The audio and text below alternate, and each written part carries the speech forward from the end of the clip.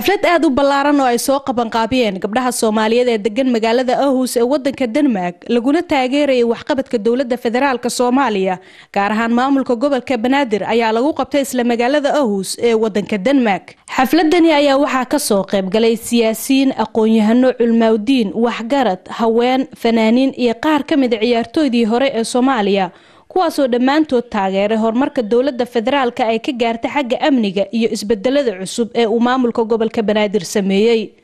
dawladda federaalka Soomaaliya ayaa dhawaanahan la timid isbedelo taasoo keentay in qaybo badan oo ka mid ah dalka laga xoreeyo kooxihii nabadiidka ahaa ee Al-Shabaab isla markaana ku dhiirigelisay qurba joogta Soomaaliyeed in mashaariic horumarineed ay dalkooda ka sameystaan. qaar ka mid ah haweenkii ka soo qayb galay xafladda ayaa si qiiro iyo murugo ka muuqato waxay uga hadleen dhibaatooyinka faraha badan ay kala kulmaan wadamada qurbaha ay ku nool yihiin iyadoona dhawaan uu wiil Soomaaliyeed oo 20 jir ah hooyadii mid ku dilay magaalada Copenhagen ee wadanka Denmark. tarsan xamar markuu tagay 5 sano hore waa laga warhayaa ahayd maanta saytahan waa ka warhaynaa intii soo aragtay marka waxa waaye waa ninkii aan heesta dhigtay xamar waa inay mugdiga ka baxdaa mugdigana Soomaaliya dhan ku jirto inta xamar ku jirto marka ilaahay waxaan ka rajaynaynaa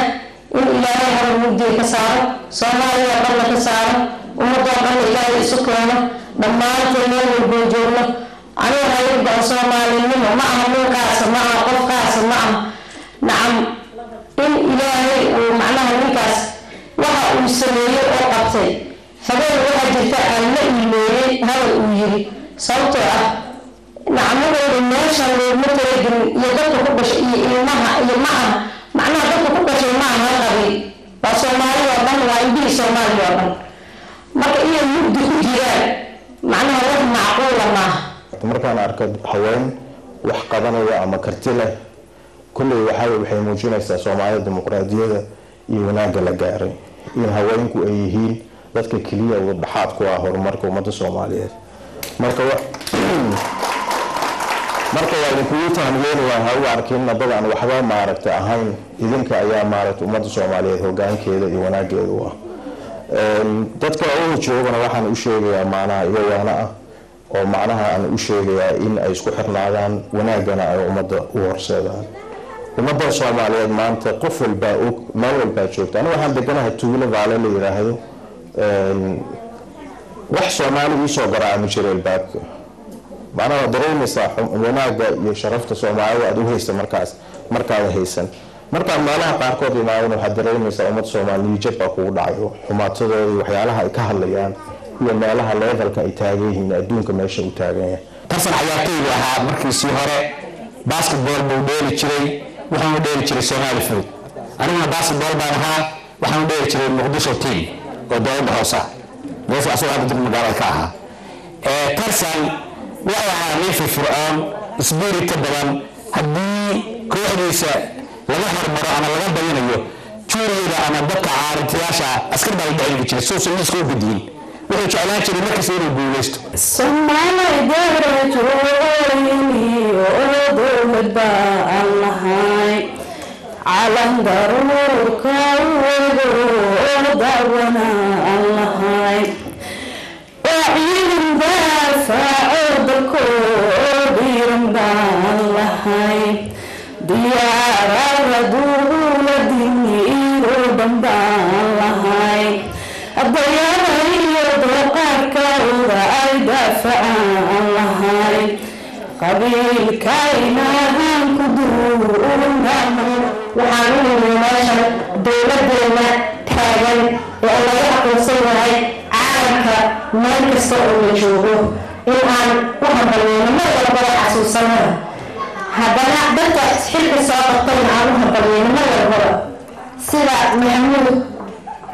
Axmed Nuur Tarsan oo ahaa gudoomiyihii gobolka Banaadir ee hore aad ugu hambalyeenayaa howlihii uu ka qabtay dalka gudihiisa haddana waxaan u hambalyeenayaa General Maxamed Xasan Xuseen Mugaar oo la doortay gudoomiyaha gobolka Banaadir aan rajaynayna waxa weeye inuu maaragtay door weyn uu ka soo bixi doono oo magaaladan habka u dhisan tahay oo horumar fiican uu ka samayn doono oo raaci doono raadkii hore oo uu tarsan sii dhigay sababtoo sidaan ognahayba yani magaaladan waxay ahayd magaalo mugdi ayay ahayd haddana waxaan u jeednaa meel walba nal inuu ka iftiimayo taasna oo mid aan rajaynayna maarta walaalkeen xasan inuu asaguna maarta sii raaco oo horumar uu fiican uu sameeyo waa mid aan rajaynayna weeyo xilka dawladda qofka hadii laga qaado ama la bedelo waxba uma arko laakiin mar walba dawladda waxbay bedeshaa waxna waa keentaa laakiin gudoomiyihii hore hawlaha uu qabtay waa lagu liimaanay waana la arkaa ummaduna waa aragtaa run ahaantiina xamar markii hore sidii ay hadda waa ka duwan tahay boqolkiiba boqol gudoomiyaha cusubna waxaan filaynaa hawlaha inta dhiman inuu israaciyo waana nin israacin kara sababta waxa waaye inta yar uu soo qabtay oo maxkamadaha hayay ayaa hawl waxay ahayd hawl culus waana uu ka baxay waana ku guuleystay madaxweynuhuna waa u gartay inuu xilka qabto runtii waxaan rajaynaynaa tarsan waxa uu xilka qabtay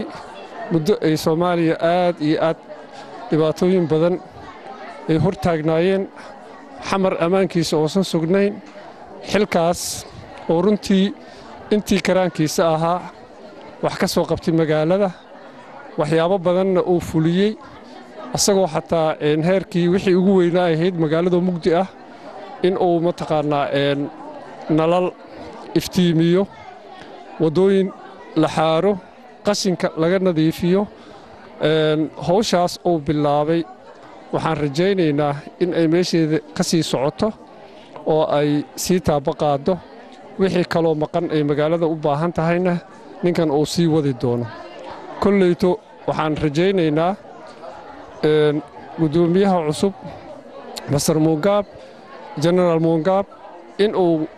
howlihiisa iyo khibradda uu u leeyahay xagga amniga xagga sharciga xagga maamulka in ay wax weyn ku soo kordhiso horumarinta iyo bilicsamada indhaha Soomaaliya magaalada Muqdisho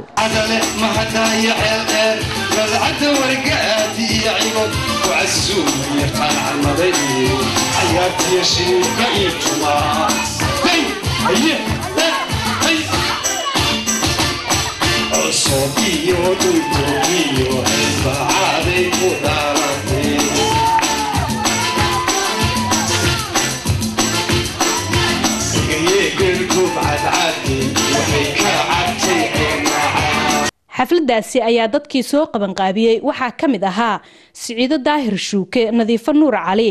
Xaliime Cabdulla Cali Suudi Maxamed Abuukar iyo Maxamuud Axmed Baydhabo iyadoona dhammaan dadkii ka soo qayb galay xafladda ay kula taliyeen maamulka cusub ee gobolka Banaadir ee uu madaxda u yahay